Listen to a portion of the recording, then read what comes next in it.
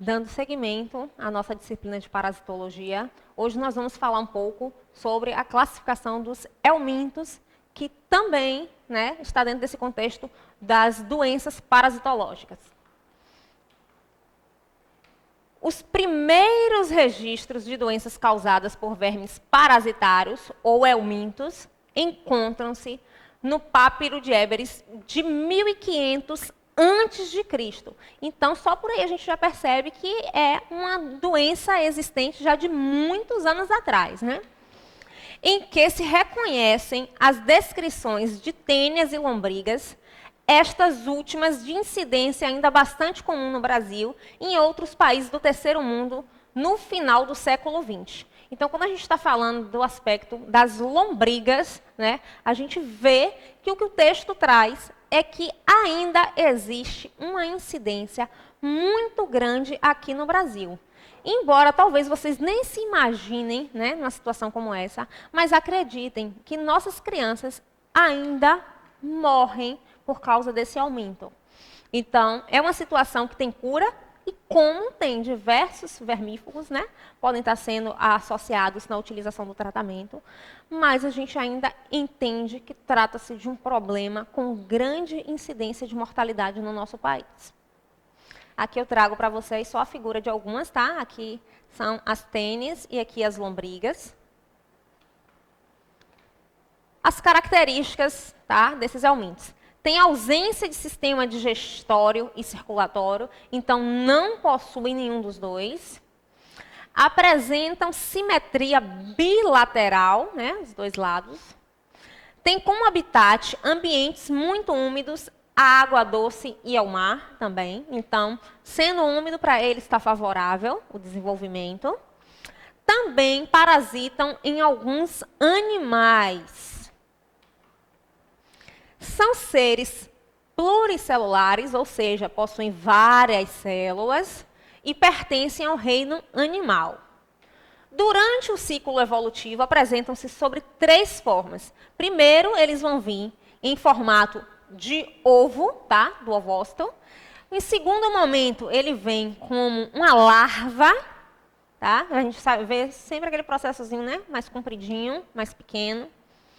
E depois na verme adulta. Então, aqui ele já está no tamanho, já atingiu a idade adulta. Então, essas são as 3 fórmulas voltadas ao ciclo de evolução do helminto.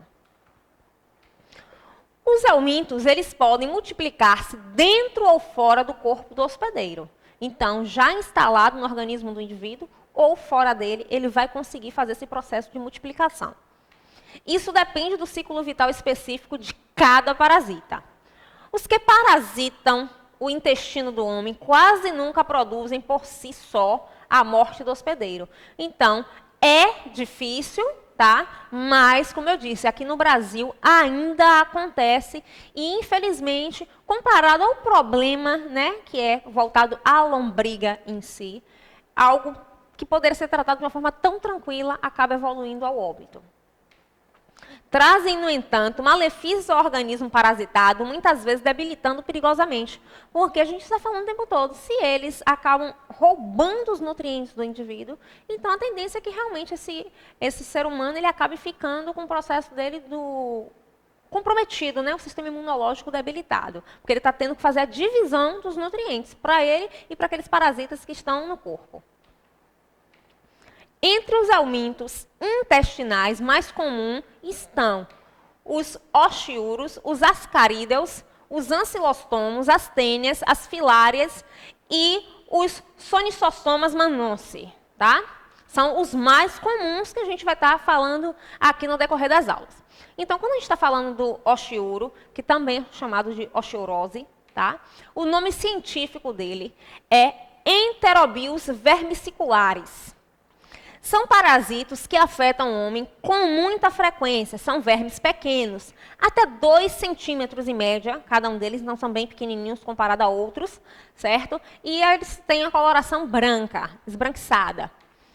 Habitam a região do seco apêndice humano, de onde a fêmea fecundada emigra para depositar os ovos embrionados às margens do ânus e nas pregas perianais. Então, repare, eles já ficam na região intestinal do cécon, tá? O cécon apêndice, que já é lá no finalzinho da região do intestino e que elas ainda dão uma pequena migrada. E reparem que a gente fala aqui que elas vão depositar esses ovos embrionados já próximo à região do ânus, né? Do reto. Então, às vezes, até crianças mesmo, quando estão com essas sensações, a gente percebe que fica levando a mãozinha no local e fica com aquela coceira, o prurido instalado. Muitas vezes apresenta realmente os helmintos instalados, tá? O parasito que está ali próximo, e aí gera aquela sensação desconfortável e gera também esse aspecto do prurido. Quais são os sintomas mais comuns para o indivíduo que está portando esse parasito? A maioria dos casos é assintomático. Quando ocorre, pode ser discreta e mal definida. Que é comum, ó, prurido, a irritabilidade, insônia, falta de apetite, a dor abdominal, né? É uma das coisas também que é sempre comum de estar surgindo, assim como eu falei a questão do prurido. Vontade de evacuar sem a presença de fezes, vem como se fosse aquela falsa vontade. Você fica parecendo que está com sensação, mas você se dirige até o banheiro e você não consegue fazer absolutamente nada. É realmente o aspecto voltado pela sensação, né, deles estarem ali até caminhando pela região, e aí acaba não sendo realmente dejeções, e sim só a presença deles no local. E prolapso, tá? Que às vezes é o quê? Aquele processo de sair um pouco a mucosa anal. O diagnóstico, história clínica, exame parasitológico de fezes e o suave anal. O suave, para quem não sabe, é aquele que parece aquele cotonetezinho, só que é, né, mais extenso, tá? Que a gente faz normalmente coleta dos exames com ele. Então, sempre vai estar avaliando o histórico do paciente, né, saber toda a situação relacionada à questão do ambiente, de moradia, como a gente já falou, aquele processo voltado para o sócio, né, econômico, para poder fechar um diagnóstico. O tratamento mais comum é a piperazina e o albendazol, tá? Que são vermífugos. Prevenção, a higienização do ambiente e cuidados pessoais desta natureza são fatores importantes para evitar a reinfestação do verme. Então, a gente sabe, a gente sempre acaba falando muito desse processo das crianças, né? Que são normalmente as pessoas que são mais acometidas por verminose. Esse processo, às vezes, de pegar um brinquedo que caiu no chão, ou alguma parte, até alguma coisa de comida, acaba comendo, que estava ali no chão exposto, a mãozinha que vai no chão, traz até a boca, na região das mucosas, acaba, muitas vezes, gerando a contaminação dessa forma. Aqui, só para que vocês, né, possam ver que a gente falou realmente a questão do seco, tá? A região. Aqui está o apêndicezinho. Então, ó, ele está aqui localizado, ele vai migrando, como a gente falou, cá do início, e vem, ó, aqui para o finalzinho, já perto, aqui já é o reto, e cá já fica o ânus, já vem mais perto dessa região final para poder fazer o depósito dos óvulos fecundados. Aqui só para vocês verem o processo. Então, os ovos, eles vão estar aqui nas pregas perianais, que a gente falou, já perto realmente do ânus, né? Essas larvas, elas costumam maturar de 4 a 6 horas em média. Pronto, aí, ó, digamos que seja eclodida, né? É liberada, pronto. Aí, por algum processo, passa novamente o quê? Por uma contaminação com alguma coisa, o indivíduo vai lá, ó, faz essa ingesta dos ovos embrionários, tá? Vem para o sistema novamente. Aqui na região intestinal vai as larvas o quê? Eclodir, nascer, né? Tudo novamente começa de novo, vai estar o indivíduo adulto, né, que é esse verme, vai acabar se desenvolvendo, fica aqui, e aí sempre faz o mesmo contexto relacionado ao ciclo de vida deles. Aqui só para vocês verem, aqui nós temos a imagem de uma delas, tá? Na verdade são duas, né? E aqui a gente está mostrando dentro da mucosa, vocês depois vão ver isso no slide um pouco melhor. Aqui tem uma bem perto da região da mucosa intestinal, tentando sair. Nós temos os ascáridos, né? Que é a ascaridíase. O nome científico é Ascarilumbricoides, tá? Conhecidos vulgarmente como lombrigas, são, depois do Oshirus, os vermes que mais frequentemente parasitam o intestino humano. Realmente, a ascaridíase é aquela que eu estava mencionando, o quanto é comum também, assim como a anterior, tá? E que, às vezes, a gente vê muito ainda nas populações mais pobres ainda do país serem acometidos por essa verme, tá? A fêmea pode chegar aos 30 centímetros. Gente, imagina 30 centímetros. É muita coisa, ela fica realmente grande. Enquanto o macho só atinge metade desse tamanho. Então, ele fica menorzinho, chegando no máximo a 15 centímetros, mas a fêmea pode chegar até 30 centímetros. A gente de cá já começa a imaginar que é uma situação um pouco assustadora, né? Porque não sei se alguém já presenciou tal cena, ou já viu em algum filme, ou já ouviu alguma história, né? Mas, assim, às vezes, quando está em um surto muito grande no indivíduo, na situação de migração, de sair, pode acabar saindo realmente por outros orifícios do corpo, né? Infelizmente, realmente chegar a vir pelo nariz, elas migram no processo contrário à região intestinal e, em vez de sair só pelo ânus, começam a encontrar outros caminhos e acabam saindo. Então, por nariz, por ouvido. É, assim, uma situação extremamente delicada. Vocês vão ver algumas fotos até que a gente traz na aula, mas que a gente precisa ir se adaptando porque nós escolhemos trabalhar com a enfermagem, tá?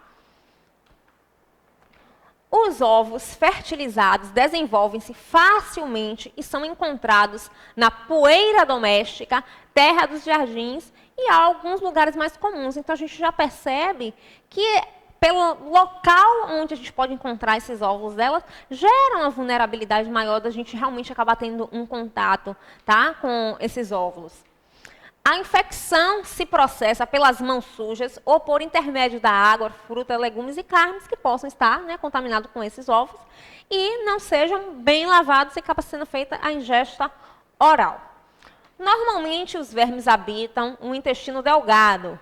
Em caso de infecção grave, podem invadir por vários pontos do organismo, ocasionando problemas de maior ou menor gravidade. Na maioria das vezes de maior gravidade, que foi o que eu acabei de mencionar. Que nesse processo de migração dentro do organismo, eles acabam saindo nos outros orifícios existentes no nosso corpo.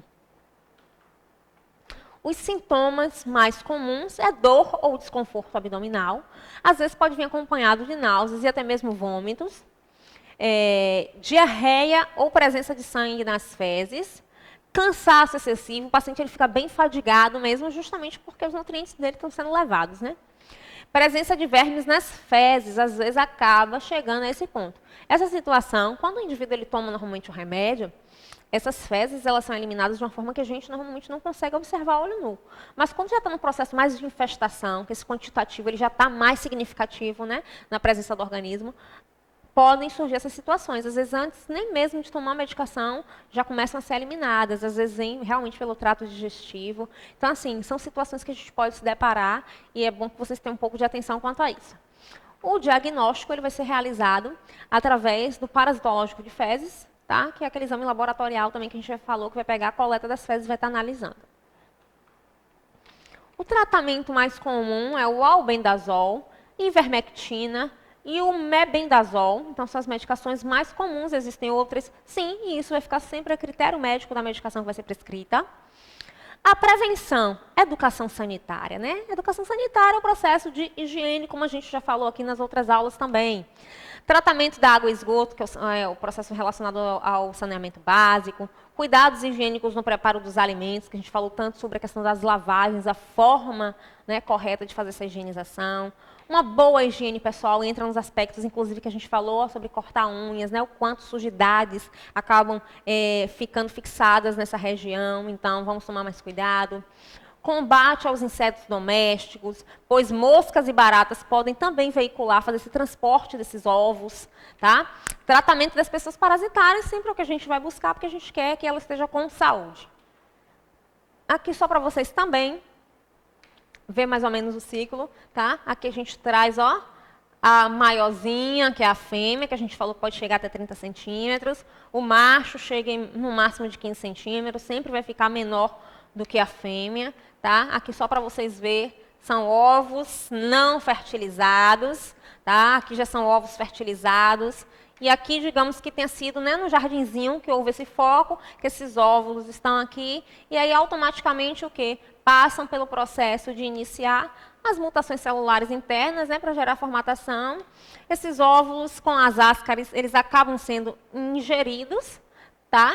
E aí automaticamente começa o seu processo dentro do organismo do indivíduo, aqui a ascara instalada, pode gerar migração, por exemplo, que a gente está falando que ela está subindo como se fosse para o pulmão. Então, já começa a ir em situações, mas o ciclo de vida deles funciona dessa forma. Aqui, como eu falei, né, que a gente ia trazer algumas cenas um pouco mais fortes. Aqui percebam que houve um processo de êmese, né, que é do vômito. Olha a quantidade dos ascarídeos que foram colocados para fora, né? Uma quantidade muito grande. Isso é o que eu estava falando nesse instante que a gente falou referente à questão da infestação, tá? Olha para essa criança, gente. Que situação. Ó, saindo pelo nariz e saindo pela boca, tá? Então, quando chega numa situação como essa, já houve uma migração para outros órgãos realmente do indivíduo e a tendência é que venha a óbito, a depender de ovo por causa do processo de perfurações mesmo, e acaba tendo hemorragia. Então, assim, é uma situação bem triste da gente ver, já que a gente sabe que, por exemplo, um bendazol poderia ter resolvido essa situação, né? Umas condições mais específicas de higiene poderia ter amenizado esse problema. Então, é muito triste a gente realmente falar que uma criança no Brasil ainda morre por causa de ascarídeos.